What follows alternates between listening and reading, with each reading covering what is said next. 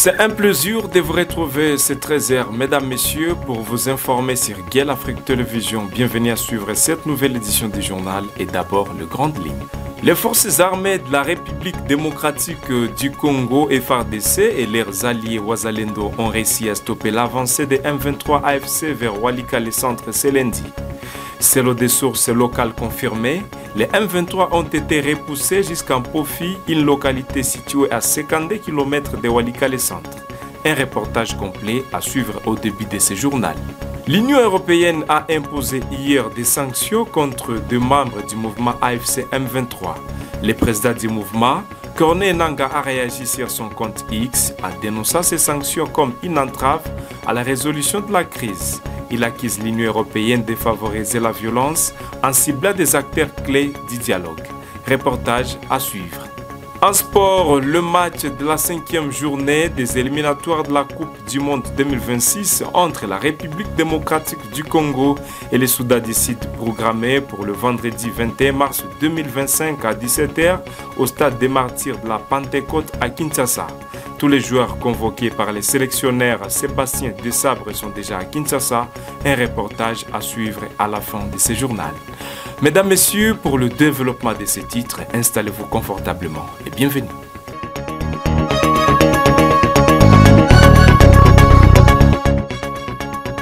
Les forces armées de la République démocratique du Congo, FARDC, et leurs alliés Wazalendo ont réussi à stopper l'avancée des rebelles du M23 AFC vers Walikale centre ce lundi.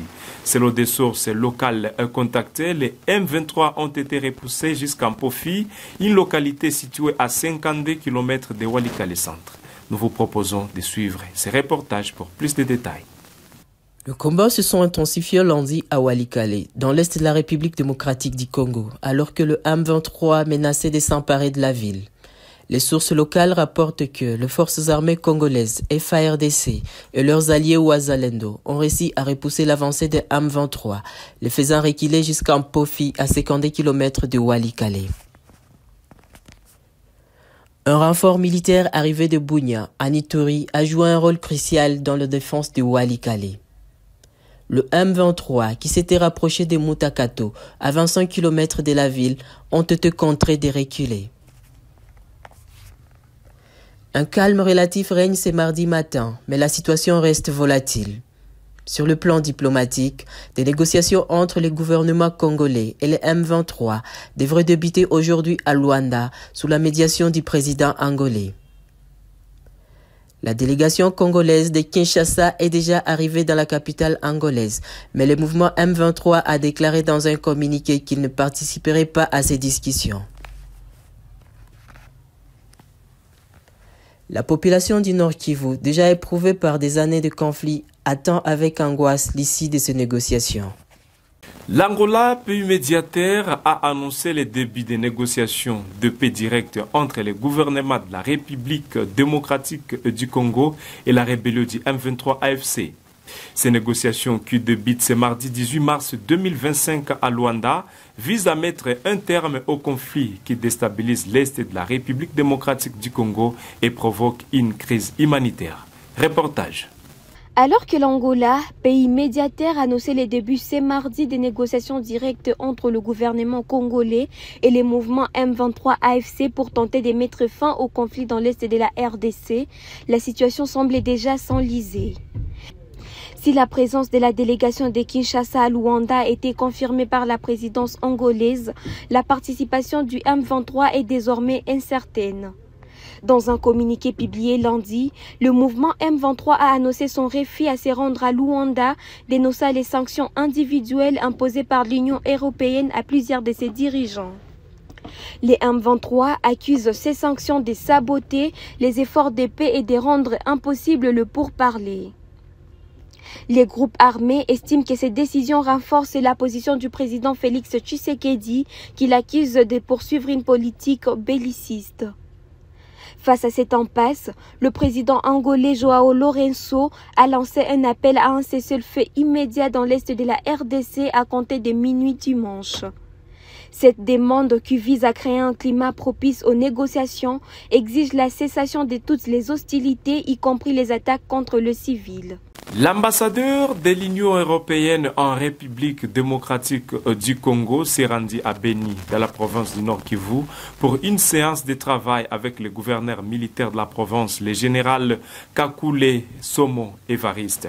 La rencontre a également regroupé le comité provincial de la sécurité, l'Assemblée provinciale et des responsables de la société civile. Il est dans ses propos recueillis par votre rédaction. Je voulais montrer en visitant les autorités provinciales à Beni, c'est montrer la solidarité de l'Union européenne avec la souffrance de la population du Nord Kivu et notre appui au gouvernement du Congo, de la République démocratique du Congo et du gouvernement du Nord Kivu en faveur de chercher la fin de cette agression, la paix et la stabilité dans votre province. Après, évidemment, il y a beaucoup de choses qu'on a pu échanger lors de nos rencontres en parlant sur la situation actuelle. Donc, monsieur le gouverneur et les députés provinciaux nous ont expliqué leur vision de la situation. Et une chose qui est très importante pour nous depuis Kinshasa pour pouvoir bien briefer nos autorités, bien briefer mes collègues européens. Et après, j'ai eu l'occasion de parler sur les activités que l'Union européenne mène actuellement au Nord Kivu en termes d'aide humanitaire, en termes de développement et aussi en termes de pression internationale pour mettre en œuvre la résolution du Conseil de sécurité des Nations Unies et pouvoir arriver à une paix juste et équitable. Et après cette rencontre avec les gouverneurs des provinces et d'autres personnalités de la province, à quoi est-ce que la population du Nord Kivu peut s'attendre? Bon, écoutez, je pense que la population du Nord Kivu connaît l'engagement de l'Union européenne dans plusieurs volets en service de cette population. Il peut s'attendre certainement à cette proximité par rapport à leur souffrance et à tout notre engagement de pouvoir, dans la mesure du possible, épauler les efforts du gouvernement en leur faveur. Parce que tout le monde sait que le Rwanda suit le minerai en province du Nord Kivu, dans l'est de la République démocratique du Congo, et les Congolais savent qu'il y a un accord de minerai entre l'Union européenne et le Rwanda. Est-ce qu'il y a un message par rapport à cet aspect de choses? Tout à fait. Bon, d'abord, madame, laissez-moi préciser les mots parce que vous savez, dans cette situation, c'est très important d'être précis. Il n'y a pas un accord. Les négociations directes entre le gouvernement congolais et les M23 prévues ce mardi à Luanda sous la médiation du président angolais Joao Lourenço suscitent des avis divergents au sein de l'opposition congolaise. Alors que certains partis politiques se montrent favorables à ce dialogue, d'autres expriment leurs réserves quant à la participation du M23 à ces négociations. Reportage. La tenue des négociations directes entre les gouvernements congolais et l'AFC M23 ce mardi à Luanda sous la médiation du président angolais Joao Lourenço a suscité des opinions divergentes au sein de l'opposition congolaise. Moïse Katumbi, leader d'Ensemble pour la République, se montre favorable à ces pourparlers, plaidant pour un dialogue inclusif en fait de favoriser un retour durable à la paix en RDC. Martin Fayoulou, autre figure des pros de l'opposition, partage cette position, exhortant toutes les parties prenantes à soutenir l'initiative portée par la CENCO et l'ECC. Il appelle à un dialogue de Kinshasa visant à promouvoir un pacte social pour la paix et les vivre ensemble en RDC. Le Front commun pour le Congo FCC, plateforme dirigée par l'ancien président Joseph Kabila, rejette ces négociations, considérant les M23 comme un partenaire direct du président Félix Tshisekedi et dénonçant un manque de respect des engagements.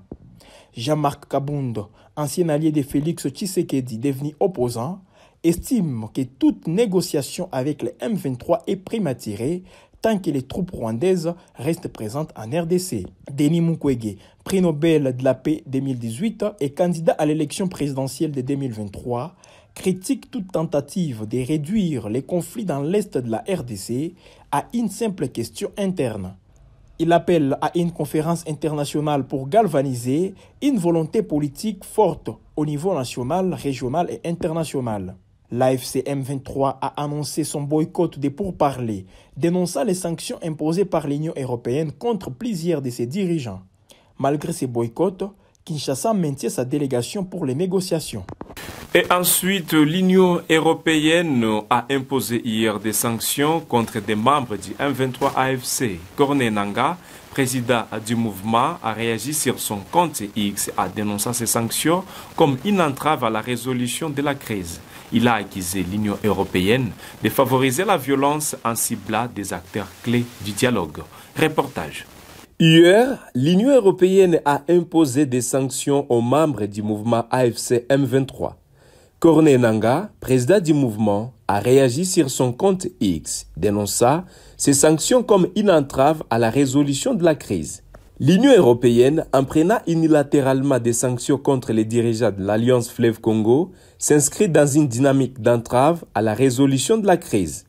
Avec les cessez-le-feu en place, aucun cas ne devrait poser d'actes qui fragilisent l'autre partie au conflit. Cette attitude de l'Union européenne, qui s'apparente à une politique de 2 poids 2 mesures, nous oblige à reconsidérer notre participation au pourparlers de Luanda jusqu'à nouvel ordre. Nangaa dénonce également l'invitation au pourparlers des personnes dont les droits ont été spoliés par les régimes de Kinshasa. Il qualifie cette invitation de cautionnement de l'injustice. La situation dans l'est de la RDC reste tendue malgré les cessez-le-feu. Les sanctions de l'Union européenne et la réaction de Corneille Nangaa mettent en lumière la complexité de la crise et les difficultés à trouver une solution durable. Pour finir, comme je l'ai annoncé, dans les sommaires, le match de la 5e journée des éliminatoires de la Coupe du Monde 2026 entre la République démocratique du Congo et les Soudan du Sud est programmé pour ce vendredi 21 mars 2025 à 17h. Au stade des Martyrs de la Pentecôte à Kinshasa. Tous les joueurs convoqués par les sélectionneurs Sébastien Desabré sont déjà à Kinshasa. Plus de détails, c'est dans ces reportages. Les Léopards de la République démocratique du Congo se préparent activement pour leur match contre les Soudan du Sud, prévu le vendredi 21 mars 2025 à 17h au stade des Martyrs de Kinshasa. Cette rencontre compte pour la 5e journée des éliminatoires de la Coupe du Monde 2026. Classé 3e du groupe B, avec 7 points derrière les Soudan, 10 points, et le Sénégal 8 points, la RDC doit impérativement remporter ces matchs pour rester en course pour la qualification avant de se déplacer à Nouakchott, où elle sera reçue par la Mauritanie le 25 mars. Les hommes de Sébastien Desabré sont donc déterminés à offrir cette victoire au peuple congolais. Les anciens Léopards, en collaboration avec la Fédération congolaise de football association, ont lancé une campagne pour mobiliser les supporters à venir nombreux soutenir l'équipe nationale au stade. Par ailleurs, en raison de la blessure d'Axel Touanzembe et de Gédéon Kaloulou, les défenseurs de Watford, Jérémy Ngakia et Brian Bayeye, ont été convoqués pour renforcer l'équipe. C'est leur première sélection avec les Léopards. Les supporters sont donc attendus en masse le 21 mars au stade des Martyrs pour encourager les Léopards dans cette étape cruciale vers la qualification pour la Coupe du Monde 2026. Et c'est par ici que prend fin cette édition du journal des 13h sur Guel Afrique Télévision. Mesdames et messieurs, merci de nous avoir choisis pour vous informer. Rendez-vous à 20h pour une autre édition spéciale et nous serons contents de vous compter nombreux parmi nous.